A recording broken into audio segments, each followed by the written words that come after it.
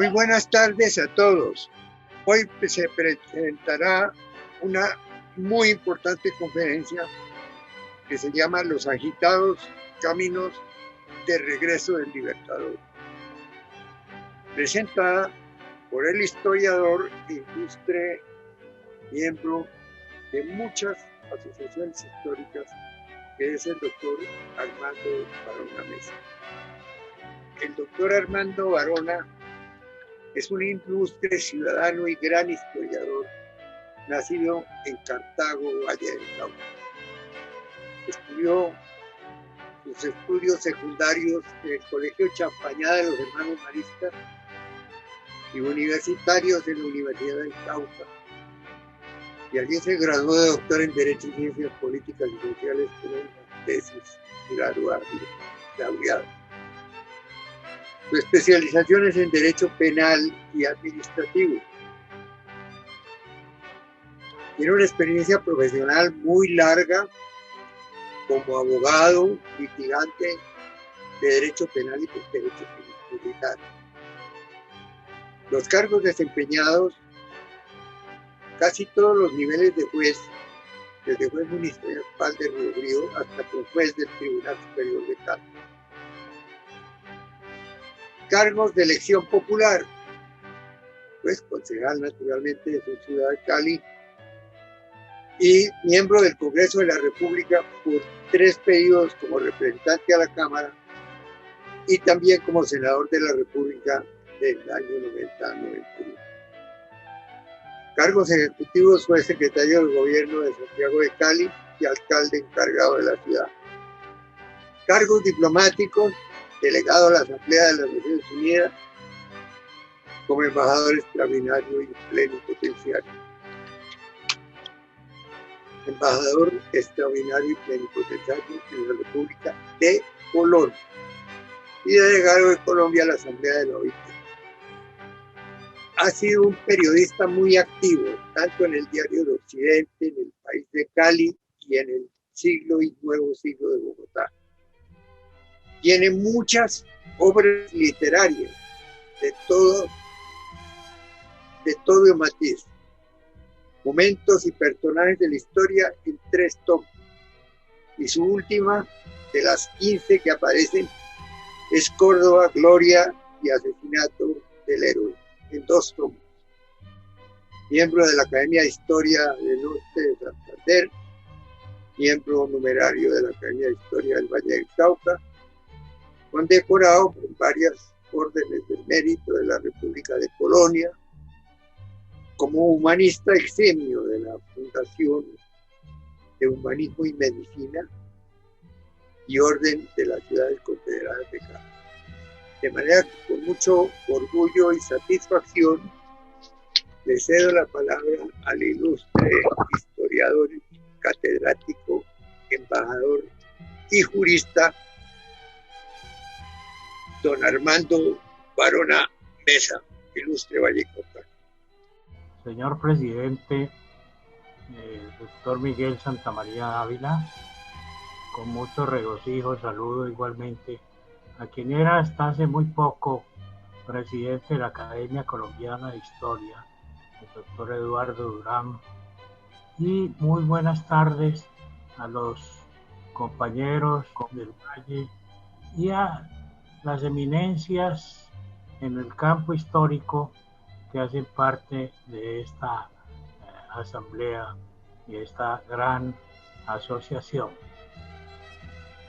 Es para mí muy honroso venir a decir unas palabras en relación quizás con el momento más dramático, más duro, más terrible en la vida de Simón Bolívar. Hay argumentos en pro y en contra de todo lo que fue ese destino al cual entró Bolívar con su valor a sabiendas tantas veces de la traición que le acechaban. Oigamos pues lo que dicen los agitados caminos de regreso del Libertador. Simón Bolívar, sin duda alguna, fue un triunfador. Abrió caminos casi imposibles, por donde nadie los imaginaba, en orden a lograr sus propósitos, casi utópicos para cualquier ser humano. Todo lo inició desde la hacienda San Mateo y desde su casa solariega de Caracas, como el señorito mantuano que era.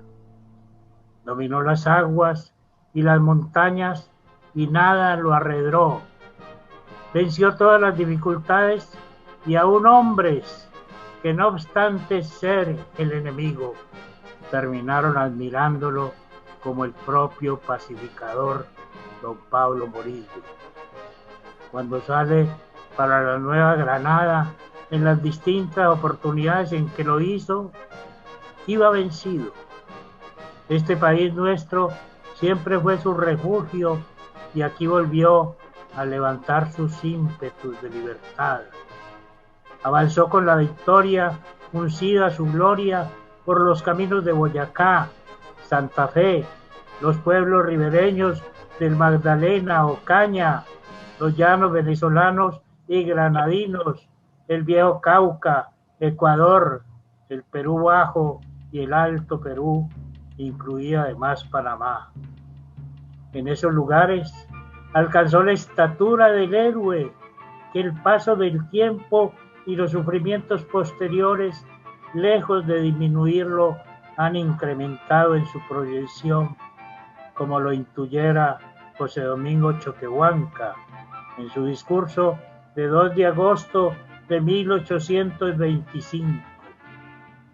Comillas, nada de lo hecho hasta ahora se asemeja a lo que habéis hecho, y para que alguno pueda imitaros, será preciso que haya un mundo por libertad. Fueron esos, pues, los senderos de la inmortalidad. Pero llegarían los otros, que se van marcando muy bien en su vida, los caminos del regreso del triunfo, en cuyo indócil manejo fue apareciendo la ingratitud, la perversidad, la incomprensión, la farsa y la mentira. Este agreste camino tuvo comienzo en el Perú, precisamente cuando todo señalaba que se abría definitivamente la senda de la gloria. Esos senderos de la iniquidad se inician cuando sale de Lima hacia Bogotá y Caracas, a Cartagena, a Bogotá de nuevo y a la ruta del río Magdalena, que diluye su camino entre el desengaño, la pobreza y un gran dolor en el alma. En este ensayo, como método, utilizaremos los textos de la múltiple correspondencia que recibe y envía el Libertador, en orden a penetrar psicológicamente en esos sucesos que vivía Bolívar, en esa especie de tira y afloje en su destino. Pero es forzoso señalar de entrada que el conjunto presentaba la apariencia de que se encontraba en el cenit de esa gloria que afanosamente buscaba, tal vez sin que supiera bien de qué se trataba. Partimos entonces desde Lima, como el comienzo de la llegada de tales caminos de incomprensión. Comencemos por mirar en parte la carta que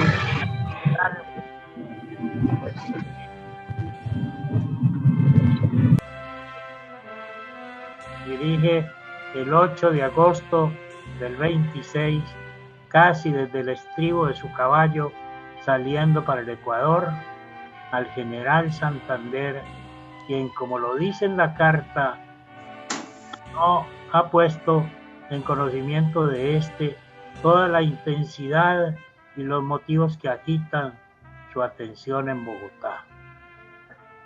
La carta dice: Lima, 8 de agosto de 1826. A su excelencia, el general Francisco de Paula Santander.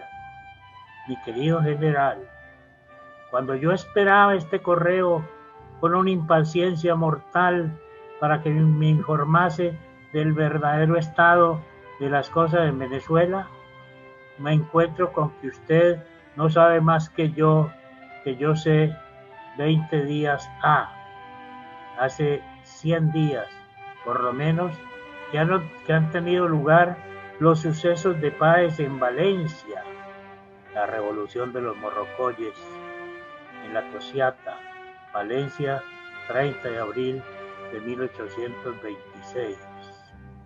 Y todavía no he podido recibir un parte oficial sobre un acontecimiento tan peligroso a la seguridad de Colombia. Desde que recibí el primer aviso de la comunicación de Valencia, calculé todos los males que nos van a causar y me preparaba ya a embarcarme cuando se ha descubierto en esta capital, se refiere obviamente a Lima, una conspiración tramada por los argentinos y los partidarios de Riva Agüero contra el gobierno. Este incidente tan desagradable me ha retenido bien a mi pesar con el objeto de ahogar este inicuo proyecto, tomar todas aquellas medidas de seguridad que sean necesarias a la tranquilidad de este país y aguardar al general Santa Cruz, que ha ido a la sierra a poner en orden todo aquel país que había sido inquietado por la sublevación de 2 escuadrones de húsares de Junín que venían a esta capital. Se refiere a un levantamiento que hubo en el cual Córdoba intervino para apaciguar. Ya he mandado llamar al general Santa Cruz para que venga a ponerse a la cabeza del gobierno y entonces ya nada me detiene. Me embarco y me voy a Guayaquil. Desde allí podré escribir a usted con más extensión porque veré las cosas más de cerca, con más tranquilidad y conoceré con más exactitud el remedio que se puede aplicar.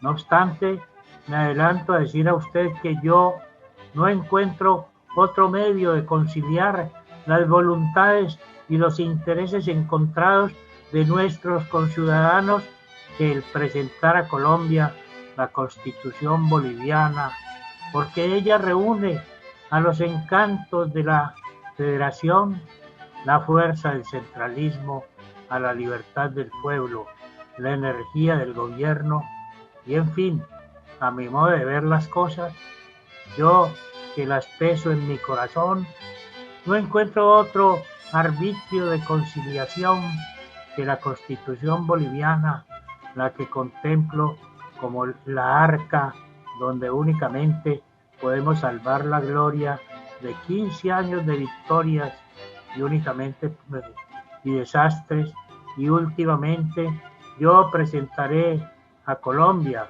y prometo hacer cuanto dependa de mí para alegar las cosas, y entienda usted que este sacrificio lo emprendo más bien por salir de este Perú que por el gusto de ir a Colombia. En esta carta comienza a aflorar el pensamiento de Bolívar de no querer más gobierno, de no querer más participación. Estaba hastiado de las intrigas burocráticas y de todas las intrigas.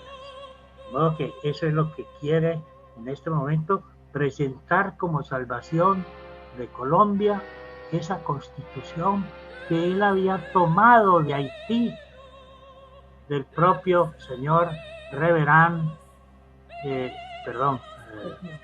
Petion, que había cautivado su atención estando en el año 15. Usted se sorprenderá de la inconsecuencia que notará en esta carta. Me explicaré todo lo que antecede lo ha dicho Páez, y yo digo lo que sigue. El Libertador en esta parte acude a un truco de imaginación de un suceso posible, mostrando el absurdo que podría acontecer si África llegara a mandar en esa Colombia que él había creado todo, si no se obrara con la sensatez propia de las responsabilidades de manejar con buen sentido político un Estado tal como él lo veía en su mente adelantada al supino acontecer de unos intereses personales y ambiciosos y a la quiebra de todo lo ya hecho. Continúa Bolívar. No creo que se salve Colombia con la Constitución boliviana, ni con la Federación, ni con el Imperio. Ya estoy mirando venir el África, apoderarse de la América y todas las legiones infernales establecerse en nuestro país. Si yo quisiera imitar a Sila, pudiera retardar quizás algún tanto nuestra pérdida, pero después de haber hecho el Nerón contra los españoles, me basta de sangre. Me servirá de disculpa el llamarlos tiranos, pero contra los patriotas no valdrá esta excusa. Napoleón no ha mandado mal a otro mundo tantos como yo, es decir, por mi orden. Ahora, si añado a los pobres patriotas que será necesario exterminar para establecer el orden, no habrá término para mis desgracias, pues estoy cansado de mandar, de sufrir y de quejas contra mí. El amor a la libertad me ha forzado a seguir un oficio contrario a todos mis sentimientos. Estoy desesperado por irme para Colombia, pero no más por salir de aquí. En llegando a Guayaquil, diré a los colombianos que he vuelto, que estoy a sus órdenes, pero que no quiero mandar más, y aunque el diablo se los lleve a todos, no cambiaré de resolución. Prefiero perecer de miseria a ser víctima de las pasiones y de las pasiones ajenas. No sería malo llamarme jefe mientras que tuviera que lisonjear bajamente a más de 4 infames canallas que dispondrán de los 4 ángulos de Colombia con demasiada facilidad. Créalo usted, mi querido general, las cosas van a dar la ley a esas pobres provincias de la sierra que no merecen ser víctimas de esas hordas africanas, pero lo serán. Mis temores son los presagios del destino, los oráculos de la fatalidad. Soy de usted, su mejor amigo, Bolívar.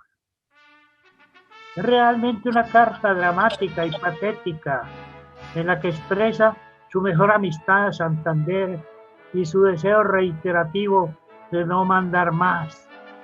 Ese deseo realmente ha sido una constante de Bolívar que repite múltiples misivas. Por lo demás se nota el afán de abandonar el Perú por el juego de intrigas que se ha levantado contra su nombre, sobre todo después de haber sido aprobada la nueva Carta Constitucional por medio de los colegios electorales que creó el propio Libertador. Esa Constitución, tan semejante a la de Bolivia, le ha hecho daño en unos sectores políticos que se desatan en consejas contra él por esa presidencia vitalicia que es como decir una dictadura de por vida. La lucha no alcanzaría a dar lugar a que sus enemigos descubran en él una ambición desaforada de poder, que realmente no corresponde a su ambición de mando, sino a una organización del Estado. Pero hay algo significativo que es observar el afecto que todavía profesa Santander, de quien se suscribe como su mejor amigo. Y todavía estando en Lima, le escribe a quien era su amigo, el general Gamarra. Lima, 18 de agosto de 1826. Al señor general Agustín Gamarra: mi querido general, tengo a la vista la última carta que usted me ha escrito, la que ha sido ciertamente muy agradable, porque en ella veo que usted está siempre animado de los mejores sentimientos hacia su patria y hacia mí. Por este correo será usted informado de los últimos acontecimientos de esta capital, Lima. Pero a la verdad se ha mostrado muy superior a cuanto podía esperarse del pueblo más agradecido. El colegio electoral de esta provincia, el colegio electoral fue un invento de Bolívar contra la tradición que era el Congreso Constituyente. Bolívar se inventó, tal vez con el consejo de Guzmán, y se inventó el cuento de los colegios electorales, con los cuales hizo aprobar esas constituciones. Fue un error de Bolívar. Tengo a la vista la última carta que usted me ha escrito, la que me ha sido ciertamente muy agradable, porque en ella veo que usted está siempre animado de los mejores sentimientos.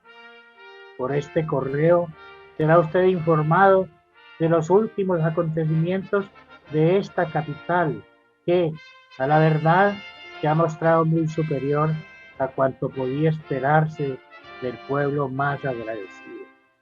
El colegio electoral de esta provincia ha sancionado unánimemente la Constitución boliviana y me ha proclamado presidente perpetuo. Este suceso tan extraordinario me promete las más bellas esperanzas en orden a la federación de que antes he hablado a usted, de los 3 estados, de Bolivia, Perú y Colombia, y casi me da la certeza de que consiga la realización de un plan que asegure la dicha y la estabilidad de las 3 hermanas.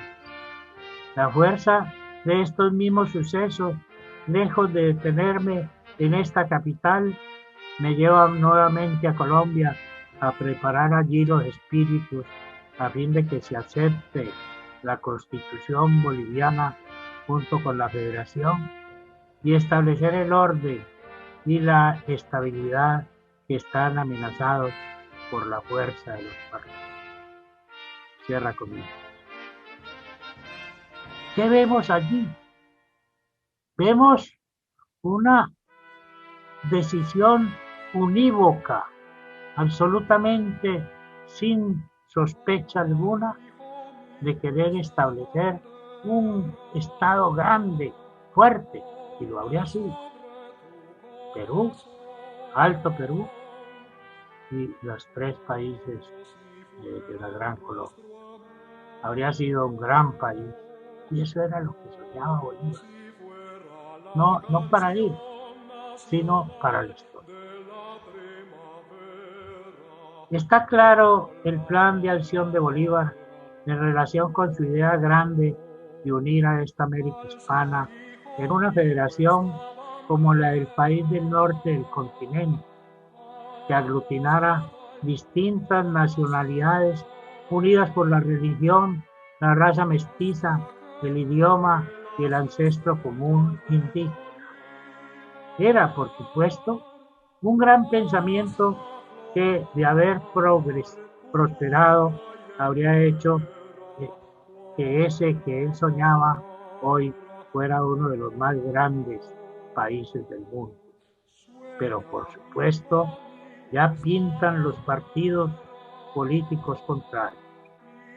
Es de destacar que parte de su plan era no aceptar de momento en el Perú la presidencia vitalicia que acaba de otorgársele o perpetua, como él mismo la llama, que le había otorgado el país del sur hasta que no consolidara la idea en su país Colombia con 3 grandes provincias. Todo estaba por comenzar tan pronto como se lograra consolidar la idea de la unificación federalista de los 3 grandes estados. Bolívar había sido inicialmente, cuando Nariño, había sido centralista, porque concebía, antes de que ocurriera aquello que el sabio Caldas llamó la patria boba, que lo único que salvaría a Colombia sería esa unificación central. No se logró. Prosperó finalmente la tesis de Torres. El propio Bolívar fue enviado por Torres, que fue quien lo ascendió a general y le dio la mano, y Bolívar tomó a Bogotá. ¿Para quién? Para Torres y el Congreso. Poco tiempo duró. Pero en eso Bolívar actuó no por su propia convicción, sino obedeciendo la orden de quien era su superior, el doctor Camilo Torres. Es de destacar que parte de ese plan era no aceptar ya. De ahí que se torne necesario anotar que todo lo contrario a su deseo se está fraguando en la oscuridad un vasto complot contra el Libertador, aunque Bolívar no lo exprese, que inventa en el mismo Perú el cuento de que el gran caraqueño aspira a como dé lugar a una corona. Lo sabe todo. Y de ahí su deseo ardiente de salir de ese país de tantas caras, como se ve en varias cartas. En la noche del 3 de septiembre le hacen una fiesta íntima de despedida al Libertador. En esa misma noche habrá de emprender el viaje a El Callao, donde debe embarcarse en la corbeta Congreso. Manuela le ha puesto todo su sentimiento a esa despedida que lleva a cabo en la Quinta de la Magdalena, donde vivía. Los invitados son amigos íntimos y bellas damas de la sociedad peruana. Hay licores finos y música y baile. Bolívar se divierte y baila. Sabe para sus adentros, no obstante que ha notificado a sus amigos peruanos una ausencia por 1 año, que nunca más volverá a ese país donde lo han amado las multitudes, pero al mismo tiempo lo odian los émulos callados, esperando su momento. La intriga no duerme. La noche es clara en esa primavera. Las estaciones en el sur son invertidas y reina la alegría en todos los rostros. La fiesta no anunciaba que era una despedida, pero a eso de las 3 de la mañana, Manuel anuncia el viaje inmediato de Bolívar y se ven las caballerías esperando. Entonces con su voz sonora, dice unas palabras conmovidas, celebra la belleza y celebra la mujer. De un momento a otro, cuando menciona la quiteña, se le quiebra la voz y no acierta a continuar. Manuela llora, al igual que las otras damas. Ese Bolívar tan grande ha cumplido la misión de entregar la libertad en el sur, pero los problemas están agazapados tanto en el Perú como en su país natal, Venezuela, y en Bogotá, y en otras partes, donde están en espera los partidos para expresar su inconformidad con la Constitución y la presidencia vitalicia. también suena la corona. Los disgustos, pues, apenas comienzan, y las dificultades que él ha consentido como un gran desafío. Se entiende ya que los opositores han adoptado el nombre de liberales y la ingratitud se explaya rápidamente mientras comienzan a llamar godos a los militares bolivarianos. Antes de que se atisben los primeros rayos del nuevo amanecer, ya suenan sobre el empedrado los cascos del caballo blanco en el que monta ese libertador aún lleno de energía, y cabalgará concentrado en un porvenir incierto como tantas veces lo ha hecho en el desfiladero que es su destino. Al llegar al Callao en la mañana, surgen espontáneamente personas que a pie o a caballo lo reconocen y se suman a un desfile espontáneo de reconocimiento y afecto. Se embarca y a la noche está en aquel Guayaquil donde había despejado su camino hacia la gloria del sur. Previa a su partida de Lima, Bolívar había integrado un consejo de gobierno que habría de reemplazarlo en su ausencia, presidido por el mariscal Andrés de Santa Cruz y Calahumana, nacido en Bolivia, quien venía desde antes en el gabinete de gobierno de aquel. Santa Cruz fingía con arte ser amigo de Bolívar, y es así que días después de su llegada a Guayaquil, creyendo ingenuamente en la amistad de aquel boliviano, le escribe una carta eufórica, haciendo planes futuros para el desenvolvimiento del buen gobierno que en sus sueños albergará, como se ha visto, una gran federación suramericana que conformará un país similar al de los Estados Unidos, tanto en tierra como en gente. No hay que olvidar que en esos momentos el pueblo peruano, salvo las disidencias solapadas, sentía por ese libertador una especie de veneración. Veamos la carta al gran mariscal Andrés de Santa Cruz. Mi querido general, me tiene usted ya aquí y el 18 marcho para Quito para seguir rápidamente a Bogotá. He recibido muchas noticias que detallan los progresos de los acontecimientos de Venezuela y que usted verá en los papeles públicos que le incluyen. La mala inteligencia entre el general Pérez y el general Santander está tan formalmente declarada que no habría ninguna esperanza de concierto pacífico si yo no me presentara aquí. Afortunadamente, yo soy el punto a donde vienen a reunirse todos los partidos, todos los intereses y todos los deseos, por opuestos que sean entre sí.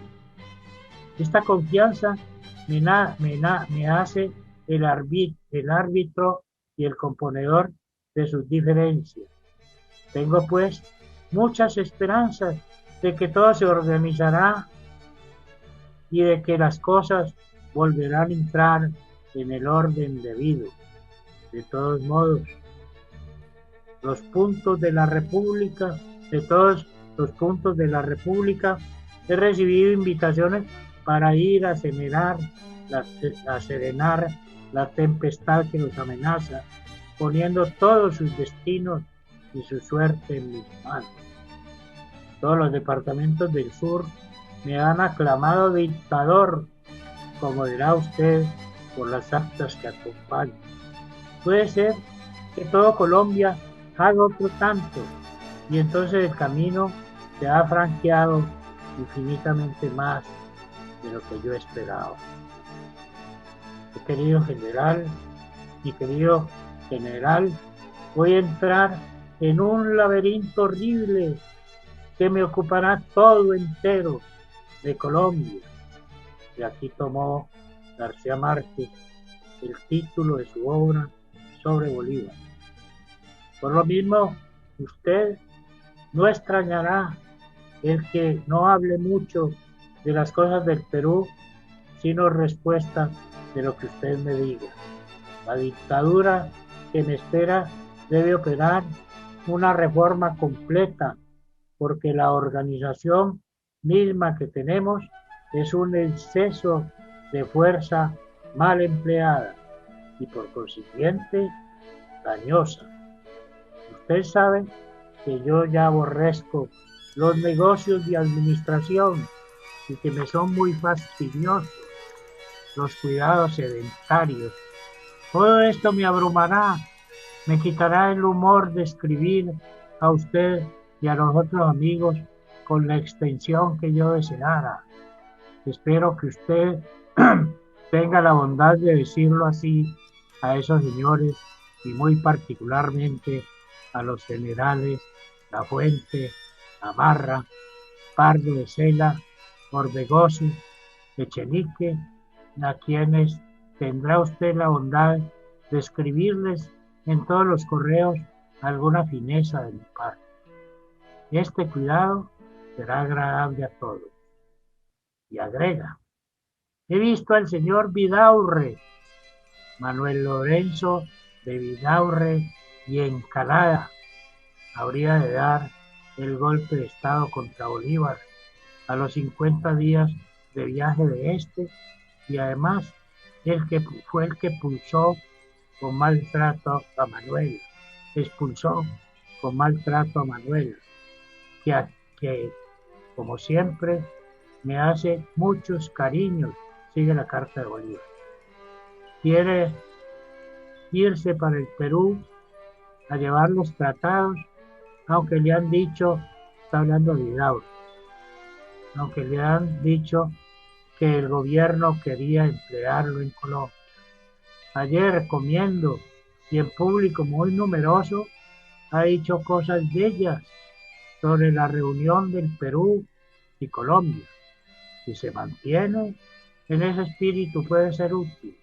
Él ha cambiado mucho su lenguaje y hablé sobre qué debería ser empleado con el señor Pando en un tratado de convención con Colombia.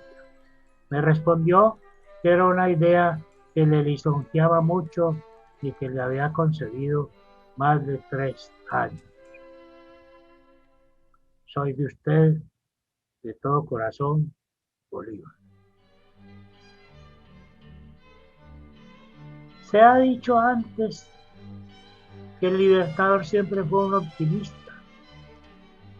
y si en unas cartas que se han transcrito y comentado hay un sentimiento pesimista hacia el inmediato futuro y hasta llega a imaginar el deslizamiento del continente africano hacia esta América, tal como lo comenta en la segunda carta Páez, levanta de nuevo el ánimo cuando ve posible que las circunstancias y la lealtad de unos amigos patriotas hagan posible la adopción general de su código, así llamada la Constitución, aparentemente ya en vigencia en Bolívar y en el Perú. Es por eso que ve en Vidaurre una posibilidad de que se convierta en alil amigo de su Constitución. Esos sueños, al despertar bien pronto, mostrarán que todo lo que ve y oye es vano y está marcado en contra de esos ideales en los que cree más que con ambición, con sinceridad futurista. Empero, lo que más corresponde decir es que cuando Bolívar va a perfilarse su sueño en la conformación de un gran país que se oriente por su constitución, otros están odiando el golpe de la dictadura y empiezan a rechazar la presidencia vitalicia y hereditaria como un ataque directo a la democracia. Además son ellos los que dan pábulo a la idea de que Bolívar quiere en sus sienes una corona. Un sol estaba naciendo para otros y para él, aún en el sueño de la gloria, entraba la hora del crepúsculo. Manuel Lorenzo Vidaurre, al que se refiere Bolívar en la última misiva a Santa Cruz, era la encarnación de la traición y el atropello a los que no llegaba la imaginación ya distante del gran Caraquí.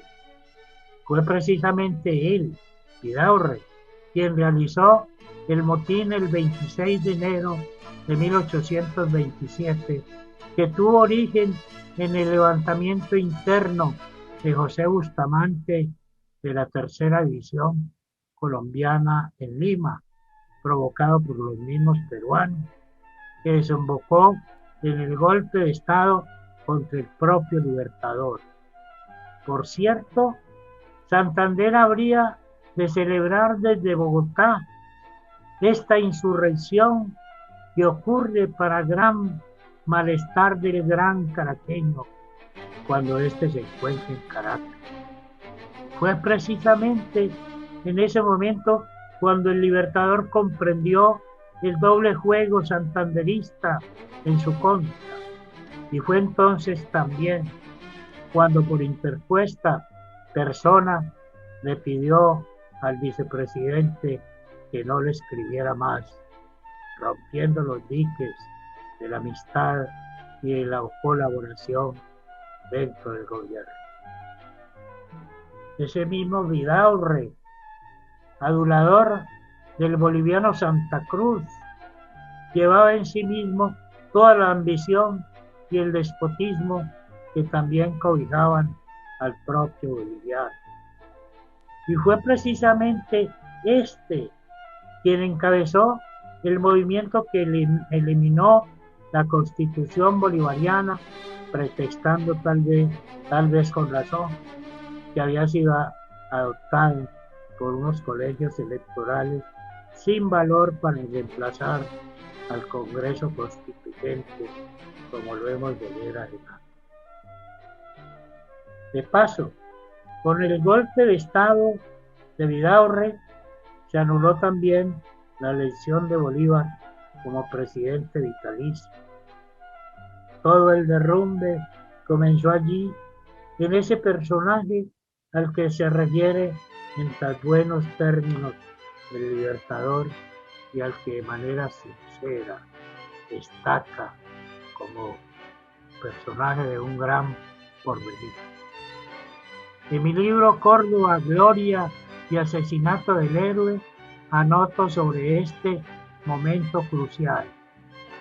El golpe de Estado contra Bolívar, que comenzó con la vuelta del coronel José Bustamante y del Villar, 26 de enero de 1827, ya se ha consolidado con la salida del Perú de la División Tercera y de casi todas las tropas colombianas que 2 años antes les habían conquistado a los peruanos la independencia de España.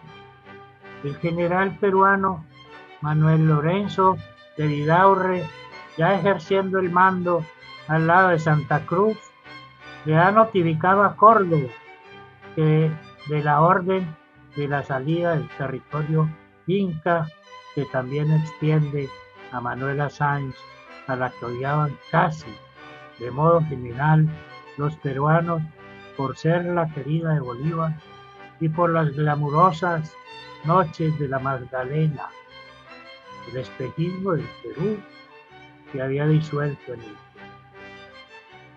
el 11 de abril de 1827, o sea 7 meses después de haberse ido el Libertador, cuando el general Córdoba debe embarcarse de regreso en el Callao, lleva un contingente de 10 oficiales y 130 soldados que había rescatado enfermos de un hospital de Lima, para cuyo transporte pidió, como ya se dijo, al general José de Santa Cruz los elementos logísticos necesarios. Santa Cruz, a pesar de sus ambiciones y traiciones, guardaba un gran respeto por aquel joven general a quien había visto brillar como un dios olímpico en el campo de Ayacucho. Y por supuesto, amablemente accedió a todo lo que le solicitó. Así mismo viajaba el coronel Ramón Espina, quien había participado en la insurrección de Bustamante, hoy amigo de Santander, y ahora lo repudiaban los peruanos.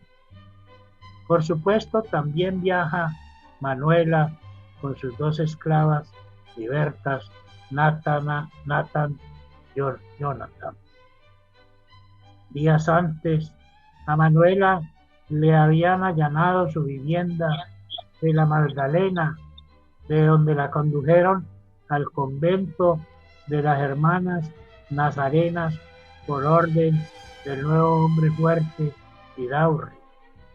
De ese sitio fue remitida a la casa del cónsul colombiano Cristóbal Armero, a quien intentó darle asilo. Vidaurre entonces le envió una carta llena de arrogancia y suficiencia al cónsul colombiano. Comillas. Con noticias muy exactas que tuve de cuanto se imaginaba por Armero, el cónsul, por esa mujer cuya escandalosa correspondencia tanto ha insultado el honor y la moral pública, lo hice llamar a las 4 de la tarde. Le dije, la Manuela se embarcará dentro de 24 horas, señor Armero. Sé muy bien cuánto se traca en casa de usted contra el Estado. No ignoro los privilegios de los ministros extranjeros, los que tienen sus límites. Si usted no varía de conducta, conocerá que la administración actual nada tiene de débil. Haré que se ponga la casa de usted en fuego y que se convierta en pavesas. 2 días después, Manuela viajaba con Córdoba. La llegada a Guayaquil. Era el 12 de septiembre de 1826 cuando el Libertador llega a Guayaquil. A su recibimiento acuden el teniente coronel Tomás Cipriano de Mosquera y los generales Juan Paz del Castillo y Juan Manuel Valdés, los dos últimos venezolanos, y les acompañan los asistentes de menor graduación.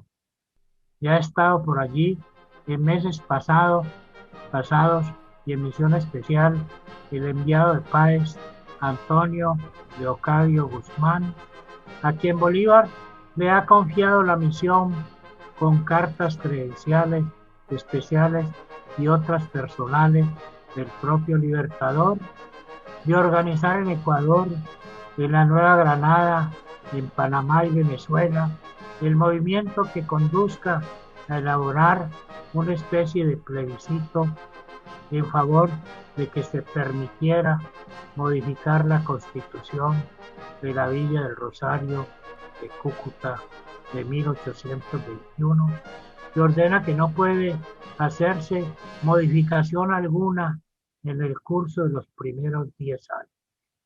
En efecto, el artículo 191 de esa carta dice, comillas, cuando ya libre toda o la mayor parte de aquel territorio de la República que hoy está bajo el poder español, pueda concurrir con sus representantes a perfeccionar el edificio de la felicidad, y después de una práctica de 10 o más años haya descubierto todos los inconvenientes o ventajas de la presente Constitución, se convocará por el Congreso una gran convención de Colombia, autorizada para examinarla o reformarla en su totalidad.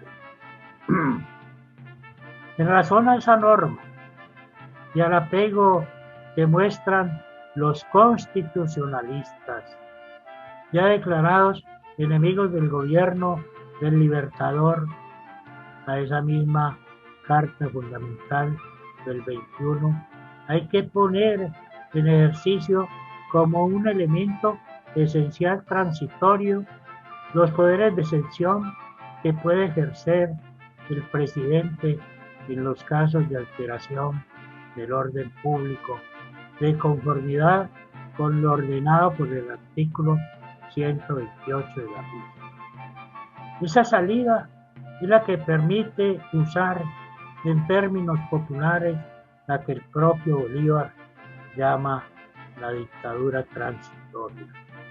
Así lo habían acordado en ese mismo puerto de Guayaquil el 6 de julio de 1826, cuando Mosquera llega conforme a las instrucciones de Bolívar llevadas por Guzmán a ejercer como nuevo intendente en reemplazo de Páez del Castillo, quien acepta de mala gana.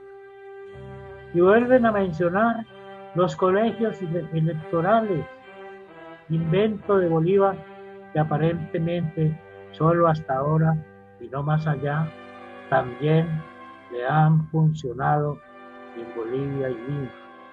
Cualquier reforma, se piensa entonces, se hará por ese medio.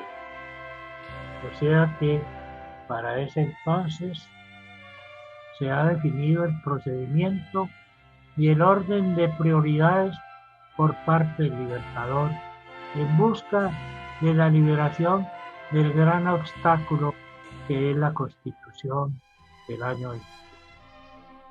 Como se nota en las cartas que en ese propósito se han transcrito y comentando en las páginas finales del anterior capítulo, está en primer lugar crear en los tres grandes países libertados por Bolívar una gran unificación constitucional con las mismas figuras, parece lógico, y todo el conjunto bajo un sistema federalista.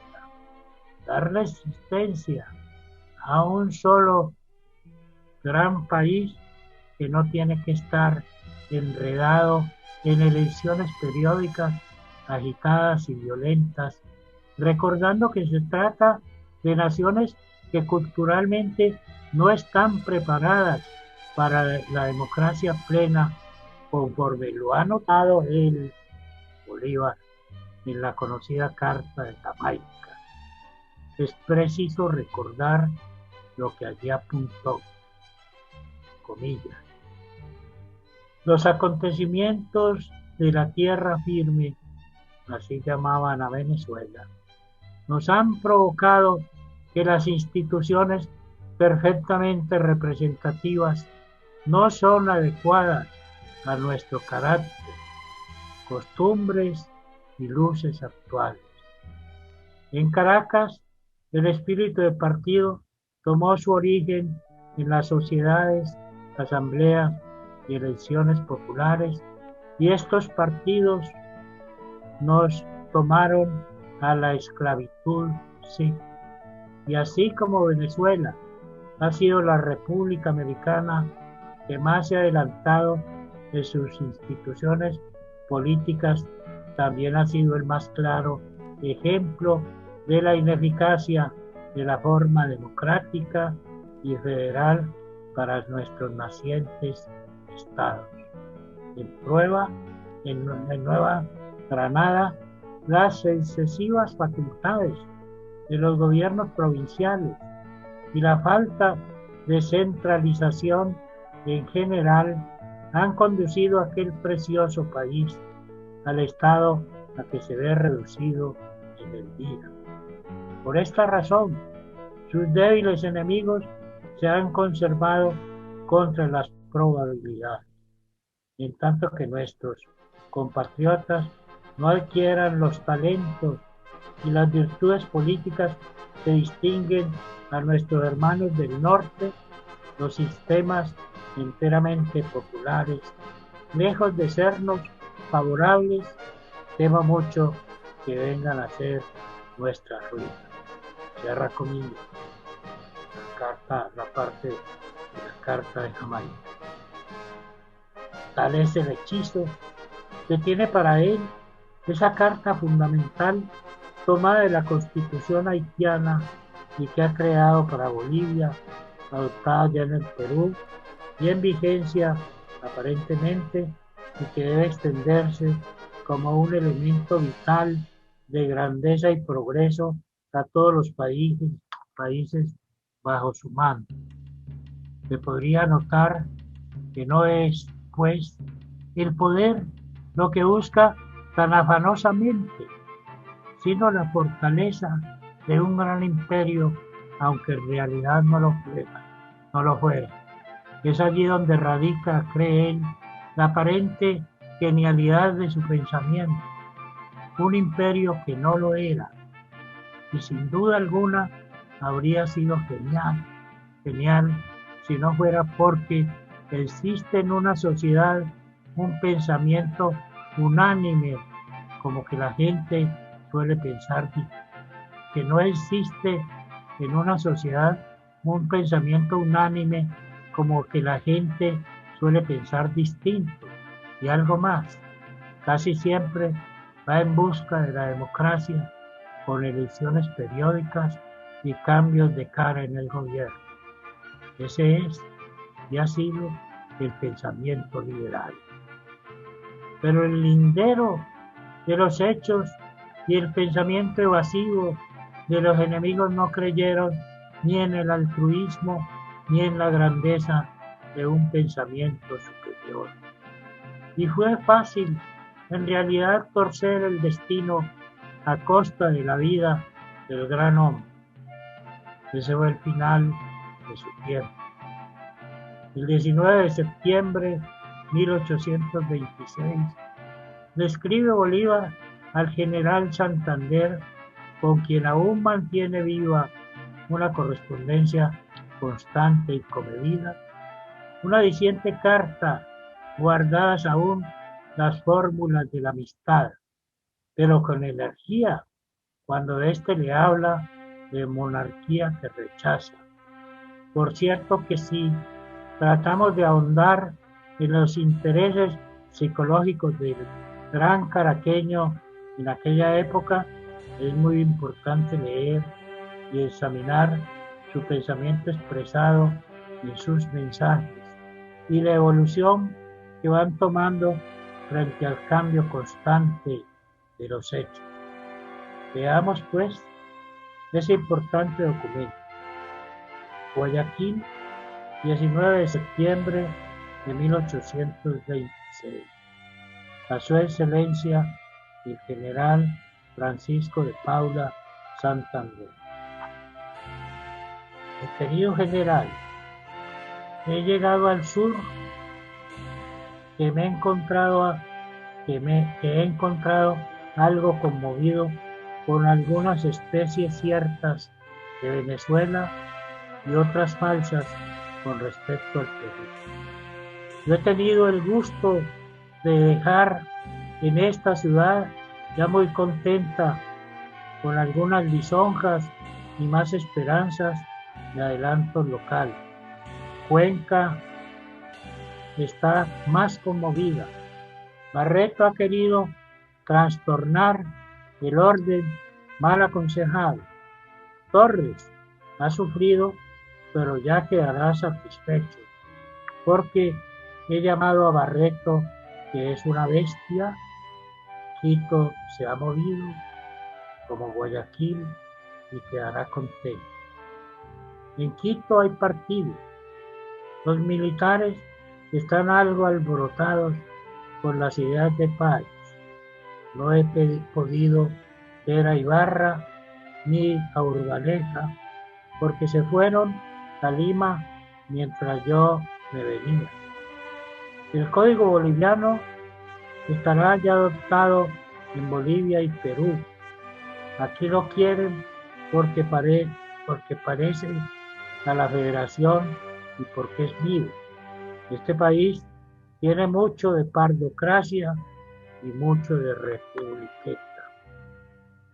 La dictadura está a la moda, promovida por Guzmán, que mandé a Venezuela, donde el general Páez, a decirle que me pidiese para su tiempo la Constitución boliviana, que participa de la federación y de la monarquía que desean los dos partidos de aquel país. En el sur están con las mismas ideas. Los militares quieren fuerza y el pueblo independencia provincial. En esta confusión, la dictadura lo compone todo, porque tomaremos tiempo para preparar la opinión para la gran reforma de la Convención del año 31. Y en tanto calmamos a los partidos de los extremos. Con las leyes constitucionales no podemos hacer más en el negocio de Páez que castigar la rebelión, pero estando yo autorizado por la nación, lo podré todo. Yo no creo que este Congreso se reúna en enero. Se ha hecho citación de un nuevo Congreso Constituyente para el mes de enero y por lo mismo, tan solo la nación tiene derecho de darme su confianza absoluta. Por otra parte, este país está mal contento con todo, bueno y malo. La hacienda necesita de muchas reformas y algunas relaciones inferiores también. Vuestra merced me habla con alguna seriedad sobre monarquía.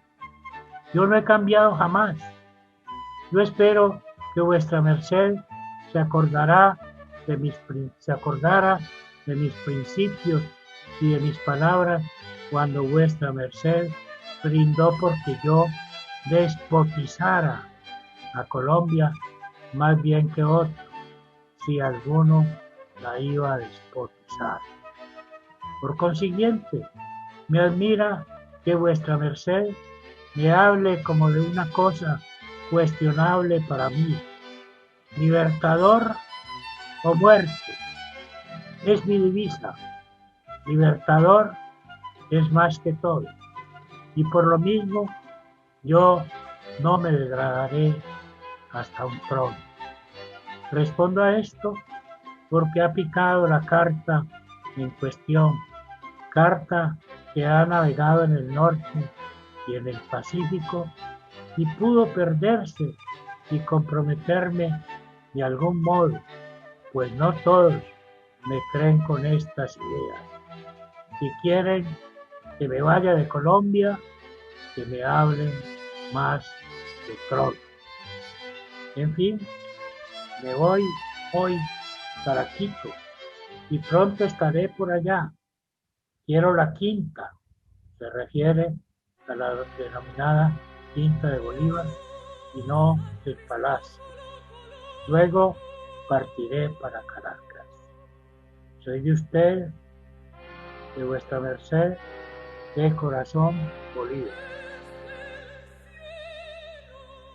Hay sin duda allí un libertador parado en sus principios, rechazando con energía la monarquía, no obstante que desea la dictadura y la rigidez de un gobierno conforme a las concesiones que hemos hablado en precedencia.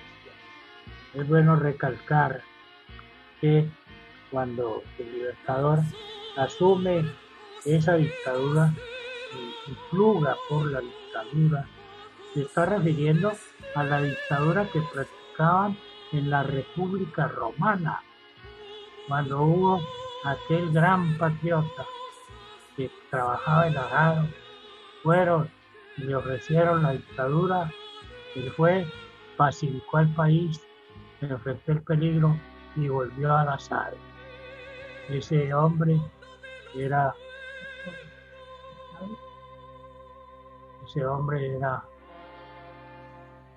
el gran dictador al cual imitaba Bolívar.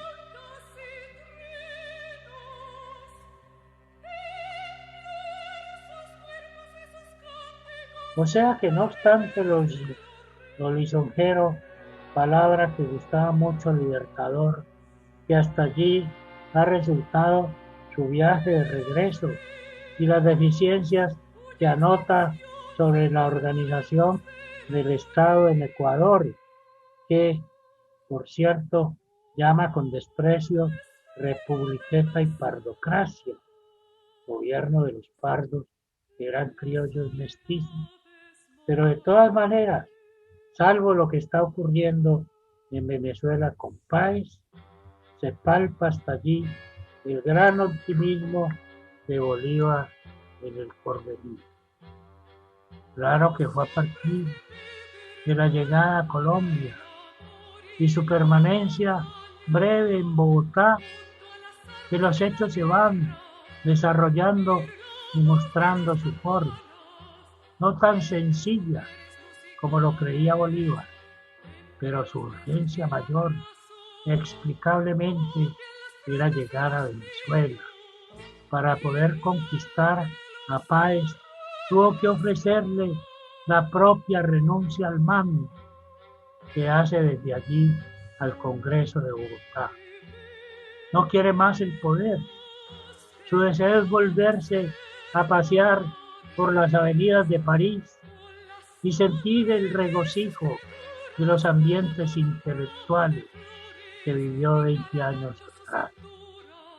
Así lo pensó, aun cuando aquel 3 de enero de 1827, triunfante, recibe las aclamaciones de Caracas que ya había recibido en Valencia, cuando echan para atrás el grito de independencia de Páez y sus conjurados y la cosiata.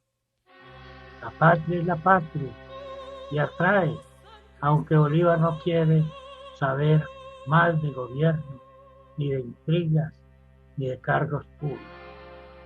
Pero todos esos pensamientos sinceros se van abajo cuando el gran caraqueño se da cuenta de los hechos de Lima y el levantamiento de la división tercera de Bustamante y algo peor, del apoyo que les ha brindado el vicepresidente Santander. Monta en el cólera y decide regresar. El ministro plenipotenciario regresar a Colombia. El ministro plenipotenciario inglés Sir Alexander Coburn lo acompaña en una fragata inglesa llamada Druida. En 5 días está en Cartagena y ha ordenado movilización de tropas contra Santander, que como el gran caraqueño no se ha posesionado, y como el gran caraqueño no se ha posesionado, le niega la autoridad sin ningún recato a ese libertador que lo ha hecho a él políticamente. En ese momento todo queda definido. Bolívar va a asumir el gobierno y organiza algunas guarniciones. Sabe que Santander ha dicho en varias partes que tiene el propósito de enfrentar al mismo Bolívar. Entonces el alma del libertador, que no se arreglaba, identifica a ese Santander al que él mismo llamó el hombre de las leyes, ya no como su amigo. Increíble, ahora es su enemigo más temido.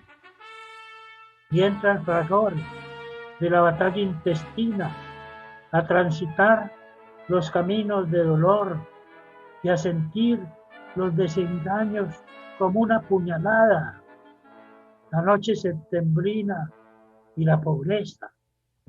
Ese fue Por suerte, por supuesto, el laberinto que había previsto él mismo entre brumas, y al que la poesía de Gabriel García Márquez le da aliento en esa larga noche que se avecina. Muchas gracias. Muchas gracias por tu magnífica intervención. Yo creo que es verdaderamente iluminante cómo has recorrido con tanta brillantez lo que fue el sueño del Libertador, de esa unión de países que se volvería tan importante como los Estados Unidos. Ese es un análisis que has hecho muy fecundo y con una gran profundidad del pensamiento del Libertador. En realidad, esa idea que hubiera sido verdaderamente redentora para los países latinoamericanos y especialmente para Colombia, pues se frustró por intereses regionales. De manera que en realidad este es un punto fundamental que queda para el análisis de las generaciones venturas, para que vean cómo el pensamiento de Bolívar fue mucho más grande que los resultados de su gestión. Muchas gracias por este análisis tan fecundo y tan extraordinario. Te lo agradezco mucho y le voy a pedir a los ilustres amigos presentes hoy en nuestra reunión que nos hagan los comentarios que consideren convenientes.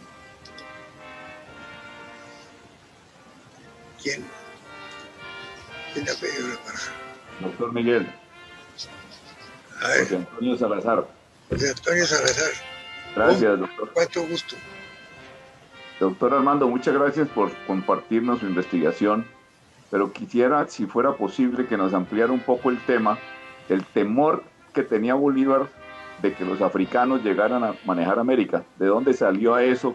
¿A qué se refería exactamente Bolívar cuando hace esas afirmaciones? Bolívar, antes que todo, era un escritor. Eso lo sabemos todos. Le gustaba escribir. Hay un género literario, el género epistolar. Todo lo que es las cartas de Bolívar, que uno no termina de leerlas jamás, pero en cada una encuentra una sorpresa. Entonces Bolívar, para acentuar lo que se estaba viviendo, sobre todo en Caracas y sobre todo con Santander, para acentuarlo, trata de implantar una comparación, imaginando que todo el África se viniera a gobernar. Era una forma de Bolívar. Y mire usted que en esa carta hay algo muy significativo. Bolívar expresa que ese es el pensamiento de Páez y otro es el pensamiento de él. Él trata de corregir a Páez, a pesar de que a Páez, en el intercambio de cartas que hubo cuando él llega a Venezuela, Bolívar, prácticamente lo halaga mucho. Hay solamente una carta que le manda Páez a Bolívar, en la cual Páez le hace ver que él llega a Venezuela como un visitante, no como el presidente que era. ¿Y de qué manera le contesta Bolívar? ¿De qué manera? ¿Con qué brillantez? ¿Con qué autoridad? Y después de eso, Páez se tiene que mirar aquel 3 de enero de 1826 en Caracas, cuando se da a pique la revolución que ha montado en la Cociata. Entonces, hay que entender es esto. Bolívar tampoco es que odia a los negros, se han levantado unos, no es que Bolívar odiaba a los negros, no es verdad, ni odiaba en África, no es verdad, pero el África entonces era un punto de referencia sobre la forma inculta de manejar las relaciones públicas y las relaciones internas del país. Lo que Bolívar en realidad reprocha desde la Carta de Jamaica es que el país, la educación, si es hoy todavía, imagínense lo que era en aquella época el país y cómo manejaba Monteverde, manejó a los negros y manejó a los indios y Gómez también. Es entonces cuando Bolívar en la misma Jamaica se determina a no conceder nada como había hecho en otras oportunidades, sino a entregarle todo a los indios y a los negros. En el primer decreto que él dicta, cuando llega a la isla, cuando regresa de Jamaica, es en la isla Margarita, estableciendo la libertad de los esclavos. Y en su discurso de Angostura también vuelve a insistir, porque todo se daña. Aquí nadie tiene posibilidad de que algo llegue al día siguiente. Esa fue demasiada arisca, comprometida, brutal. Esta fue una independencia brutal. Los españoles habían llevado a un derecho medieval, el derecho del Estado de matar hasta 3 veces a una persona, la última de las cuales era descuartizarlo. Aquí lo hicieron. Mi querido José Antonio, esa es la respuesta. El tema da para mucho más. Muchas gracias, Armando, muy amable.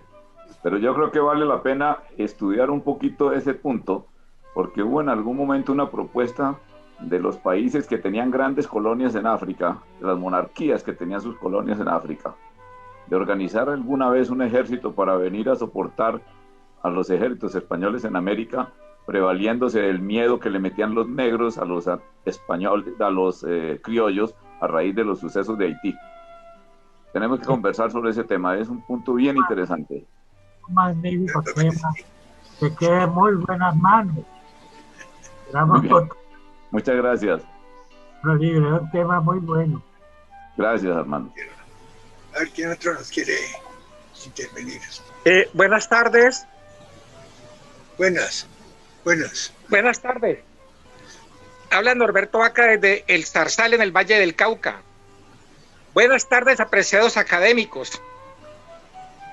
Qué rico estar con todos ustedes, aprendiendo tanto y conociéndoles. Mucho gusto conocer al doctor Miguel Santamaría y a los demás apreciados académicos. Pues muchas gracias. Quisiera hacerle una pregunta al doctor Barona. ¿Cuál fue el preciso momento en donde quedó la ruptura entre Simón Bolívar y el general Santander, cuando ya ambos sabían que no podían confiar el uno en el otro? Entonces, ¿cómo fue este momento? ¿Cuándo fue que ocurrió eso? Muchísimas gracias. La campaña para elegir la convención de Ocaña fue terrible y los liberales a su manera, ellos tomaban ese nombre de los masones liberales que habían tomado parte en la Constitución de España, en Jerez de España, donde estaban las Cortes. Esos se llamaron a sí mismos liberales. Y por supuesto la palabra era una palabra de un amplio contenido de significación idiomática, pero no había un partido. Aquí se lo fueron arrogando ellos. El fundador del Partido Liberal colombiano fue don Ezequiel Rojas, y el Partido Conservador fue don Mariano Ospina y don Miguel Antonio Castro, José Eusebio Castro. Entonces, en esa campaña a Bolívar lo maltrataron y Santander se quedó callado. Hay por allí, en un pueblo de la Sabana, en el cual Santander permite que alguien exprese el deseo de matar a Bolívar, encendido la pasión. Sin embargo, Bolívar sabe eso y no monta en cólera. Cuando le cuentan lo de Bustamante, Santander llegó a ser en Santa Fe de Bogotá, que así se llamaba, llegó a ser una fiesta de noche con antorchas y con todo para celebrar el golpe de Bustamante. Bustamante era un coronel. Santander lo ascendió a teniente coronel y lo asciende a coronel. A Bustamante, que es usado por Vidaurre y por Santa Cruz para montar una revolución dentro de las filas colombianas. ¿En qué cabeza cabe esto? Y entonces Bolívar se da cuenta, lo investiga, le llevan la noticia. Y es entonces cuando escribe una carta en la cual, por una interpuesta persona, con cierto desprecio, le dice a ese amigo: dígale a Santander que no me vuelva a escribir. Ahí en adelante sigue cuando ya Bolívar llega a Bogotá. Bolívar quiere quedarse en Caracas. Bolívar quiere irse, ha convenido con Páez, quiere irse para Europa nuevamente. Fue un deseo que aún en Cartagena lo tuvo, a pesar de que carecía de dinero, pero Bolívar ha mandado su renuncia. Como no se ha posesionado, el Congreso no le ha considerado la renuncia. Santander expone y dice: si no se ha posesionado como presidente, no es presidente, el hombre de las leyes. No estoy hablando mal de Santander, sino refiriendo lo que la historia cuenta y relata. Santander era un ser humano. Yo he dicho, por ejemplo, que es muy posible que si yo hubiera estado en ese debate en el cual estaban discutiendo lo de la asamblea o la convención de Ocaña, muy seguramente mi posición habría sido al lado de los liberales si no la hubieran exagerado. Ellos llegaron a una exageración. ¿Por qué? Porque a mí me suena la cosa democrática. Entiendo la posición de Bolívar. De qué manera Bolívar quería manejar, dándose cuenta de todo lo que era este país. En eso no se equivocó Bolívar. En eso seguimos. Después de dos siglos, seguimos. Este no es un pueblo fácil. Cuando uno lee la historia en el caso de Rafael Núñez hizo desmontar la revolución liberal que traían quienes se habían ido de diplomáticos a Inglaterra. Pero era la división liberal manchesteriana, que los franceses se vinieron el laissez-faire, el laissez-passer.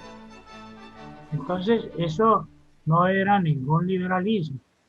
Núñez, lo dice Indalecio y lo dicen todos los otros, Núñez abolió ese sistema liberal y llegó a establecer un Estado intervencionista. No era el laissez-passer, no era un presidente que era un ciudadano, 2 años sin cargos ni preeminencia alguna. En eso cayó Mosquera. Pero todo eso lo levantan y lo cambian. La historia del país es muy dilatada, muy amplia. Y en eso te podemos encontrar para discutir todos los aspectos que quieran. Lo que pasa es que lo hacemos con un criterio civilizado, los que nos reunimos en esta clase de recintos y corporaciones. Lo miramos sin odio, sin pasión, solo con un sentimiento altruista, pensando si la historia nos sirve de algo, corrijamos. Si no nos sirve de nada, tomemos en cuenta los errores. Doctor Miguel, quiero pedirle permiso para mostrarles algo que yo debí haberles mostrado en alguna de las 2 sesiones anteriores, en la del doctor Oscar Monroy o en la del general Juan Salcedo. Yo no sé si todos ustedes conozcan la partida de defunción original del Libertador Bolívar.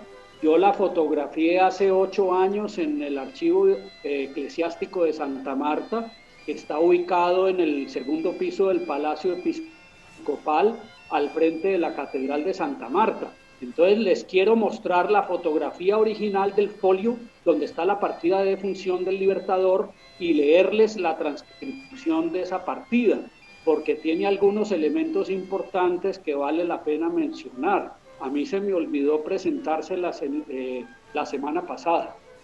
Entonces necesitaría que el anfitrión me permita proyectar en pantalla la partida.